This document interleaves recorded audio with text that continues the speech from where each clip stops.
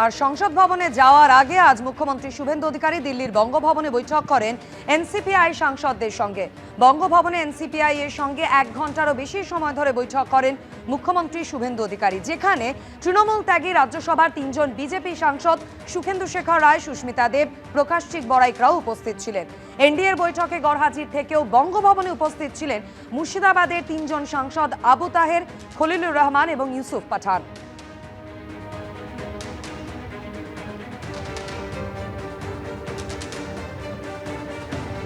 মুখ্যমন্ত্রীর সঙ্গে এলাকার সমস্যা নিয়ে কথা হয়েছে। কিছু সমস্যা আছে, সেগুলি খুব তাড়াতাড়ি মিটে যাবে। ঘরছাড়াদের ঘরে ফেরানো নিয়েও মুখ্যমন্ত্রীর সঙ্গে কথা হয়েছে। বৈঠকের পর এমনটাই দাবি তৃণমূল ত্যাগী এনসিপিআই সাংসদ সুদীপ বন্দ্যোপাধ্যায়ের।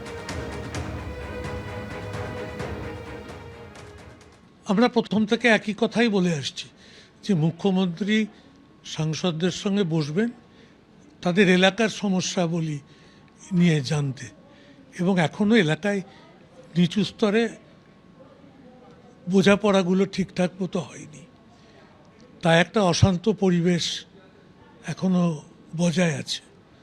এগুলোকে মিটিয়ে ফেলার জন্য তিনি একটা পরিকল্পনা তৈরি করলেন যে তিনি ফিরে যাবেন, ফিরে গিয়ে নবান্নতে জেলার এমএলএদের সঙ্গে এমপিদের একটা বৈঠক বসবে এবং সেখানেই বিস্তারিতভাবে আলোচনা করে এই নিচু স্তরে তৃণমূল স্তরের কাজ করার প্রশ্নে যাতে আর কোনো অসুবিধার সৃষ্টি না হয় সে ব্যাপারে তিনি নিজে উদ্যোগ নেবেন। ঘরছাড়া